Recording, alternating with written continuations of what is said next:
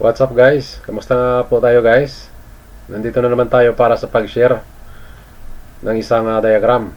Ang ginawa nating diagram na ito ay backup light pang Toyota Hilux 2018. So magsimula tayo dito sa park neutral switch or reverse switch. Ang green, no wire dyan from fuse ignition. Tapos yung isang wire, ang red papunta dito sa backup relay. Itong backup relay. Sa backup relay, ito may nakabang dito na black na wire from battery. Hot at all times ang tinatawag nito. Ibig sabihin, may current siya kahit naka-off ang susi dito. Tapos ang delivery niya, ito. Magdi-deliver siya dito, dadaan ulit ng fuse papunta sa backup lamp. Itong dalawa backup lamp. Okay. Ito naman, ang backup lamp, may sariling ground po yan. Ito. So, balik tayo dito sa backup relay. Okay. Ito ang magsilbing switch niya. Ang sa kung automatic transmission, pag cambio mo ng reverse, so saka pa dadaloy ang dito, ang current papunta dito sa solenoid ng backup relay. Tapos ito may ground ito.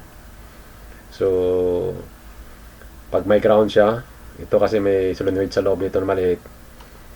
Pag nagdaloy ang current dito, ito iko-contact niya dito.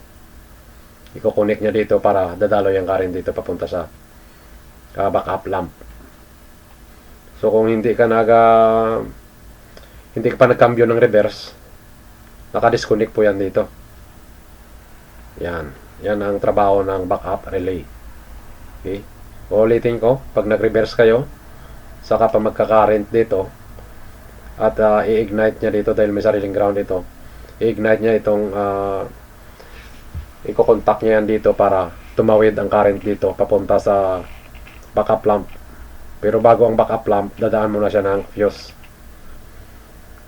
Tapos itong backup lamp may sariling ground. So ganun lang kasimple guys.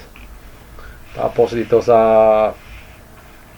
ito kasi naka-abang na to from fuse battery. Na kahit naka-off ang susi, meron yan dito. May live hot, ang tinatawag niya hot at all time. Ito naman magkakaroon lang siya ng